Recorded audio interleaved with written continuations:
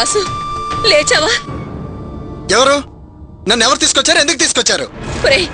తాగి రోడ్డు పక్కన పడుంటే చూడలేక చూసి వదిలేయలేక మీ అన్నయ్య ఇక్కడికి తీసుకొచ్చాడ్రా.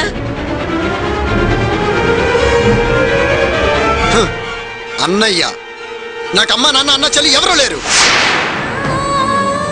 నేను వెళ్తున్నాను. వాసు వాసు ఆగు. బుద్ధి తక్కువ మాటలు మాట్లాడుకురా. ఎంత ప్రేమగా పెంచి వాడిని కష్టపడి చదివించాడ్రా. పెళ్లంతో గొడవలు పడి తాగుడు మరిగి ఇలా తయారయ్యేవేట్రా? చూడరా వాడి చూడు. కష్టపడి ఈ కుటుంబాన్ని పోషించడమే కానీ ఏనాడైనా ఈ కుటుంబానికి మచ్చొచ్చ పని చేశాడా? ఇంకా ఆపుతావా? నేను ఈ పరిస్థితికి రావడానికి కారణం మీరందరూ.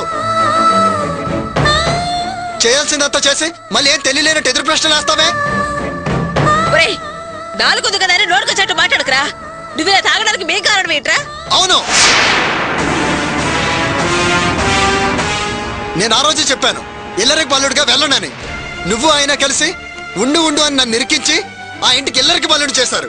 వాళ్ళు దొంగని ముద్ర వేసి బయటికి గెంటేశారు. నేను తట్టుకోలేకపోయాను. మీరు ఎక్కడికి రావద్దన్నారు, వాళ్ళు అక్కడి నుంచి తన్ని తరివేశారు.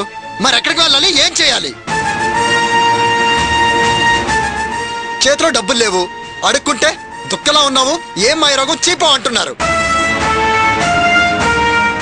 పాత ఉద్యోగం పోయింది, పరువు పోయింది, పరపతి పోయింది. ఫ్రెండ్స్ మా వాళ్ళు కాదు అంటున్నారు. వాళ్ళకడికి వెళ్ళి ధైర్యం నాకు లేదు. అందుకే చేతికి పని పెట్టా. జేబులు కొట్టేయడం, మందు తాగడం, మత్తులో అన్నీ మర్చిపోయి హ్యాపీగా ఉన్నా. నువ్వు మాత్రం ఏం చేసావే? డబ్బులున్నాడు దొరికారు వాడికి నన్ను అప్పగించేసి నా చెయ్యి వదిలేసి నువ్వు హ్యాపీగా ఉంటున్నావు.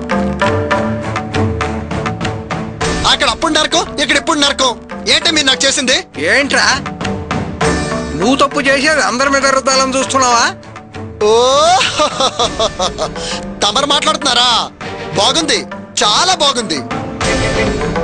నువ్వు నా డాడీ, నా తండ్రి, పితాజీ, నాన్న. కానీ ఎప్పుడైనా అలా చూసాను నన్ను? కొడుగ్గా పెంచి కనీసం చేతిలో పెప్పర్మెంట్ బిల్ అయినా కొనిపెట్టావా? పోనీ బాధ్యతకి ఏ రోజైనా ఉన్నావా? లేదు. నీకు ఆలోచనే లేదు. కన్నావా, గాలి కొదిలేసావా, అంతే. అరే ఈ రోజు ఏ మగాడైనా అలా బిడ్డ పుట్టగానే వాడి ఫ్యూచర్ ఆలోచించి ప్లాన్ చేసి ఎల్ఐసిలోనో ఏ బ్యాంకుల్లోనో డిపాజిట్లు చేసి వాడి లైఫ్ హ్యాపీగా సాగిపోయేలా రకరకాల ప్రయత్నాలు చేస్తున్నారు. కానీ నువ్వేం చేసావు? రోజు ఓసిగా ఓ బాటిల్ కొట్టేసి ప్లాన్లు వేసుకుంటున్నావు. ఇదిగో ఈ మెకానిక్కే కష్టపడి ఇంత పెట్టి నన్ను పోషించాడు, కాస్త చదివించాడు. అదే నేను నిన్ను నమ్ముకొని బ్రతికితే నా చేతిలో స్పానర్ ఉండేది, అంతే. ఏంట్రా మేమేదో నీకు చేయలేదు అంటున్నావు? వీడికి మాత్రం మేమేం చేసావురా? వాడు బతుకుతూ మనల్ని కూడా బతికిస్తున్నాడు. వాడికి మేమేమన్నా సాయం చేసావా? కష్టపడ్డాడు, పైకొచ్చాడు. ఊరికే కథలు చెప్పుకో. ఈయనే కాదు, ఎవరు ఒంటరిగా కష్టపడకుండా పైకి రారు. ఎవరో ఒక సాయం కంపల్సరిగా కావాల్సిందే. ఈయన గారు అంతే. ఈయన గారికి మాత్రం ఆ రంగరాజు గారు షెడ్ పెట్టి సహాయం చేస్తేనే అంత ఇంత సంపాదించుకుంటున్నారు. అసలు ఆ రంగరాజు ఎవరో పరాయి మనిషి. ఆయనకి ఈయనకి ఏం సంబంధం? ఏ సంబంధం లేని ఆయనే ఈయనకి సహాయం చేసినప్పుడు నేను ఆయనకి తోడబుట్టిన తమ్ముణ్ణి. నాకు ఈయన సహాయం చేయకూడదా? ఎందుకు చేయలేదు? మంచివాడు, మంచి మనసు, మంచి గుణం అంటారుగా, చెయ్యొచ్చుగా.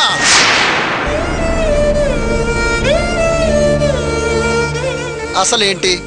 మా మామగారు నాకంటూ సొంతంగా వ్యాపారం పెట్టిస్తాను, నీకంటూ ఓ స్థలం చూసుకోవయ్యా అన్నారు. అంతే కదా. నేనేం చేశాను? ఆయన సొంత షెడ్డే కదా నేను అడగడానికి వెళ్తే ఈయన నన్ను 4 మాటలన్నా నన్ను తన్నినా పడుండేవాడిని. వాడెవడు? ఆఫ్టర్ ఆల్ ఒక ఆటో డ్రైవరు. వాడు నన్ను షెడ్ అడగడం తప్పని కొడతాడా? అందుకే వాడిని తిరిగి కొట్టాల్సి వచ్చింది, కొట్టాను.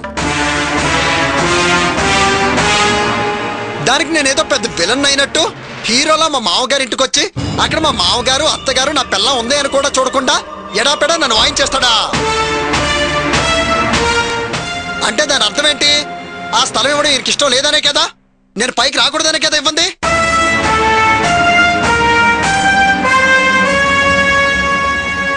నీలో నిలువెల్ల స్వార్థం నిండుంది.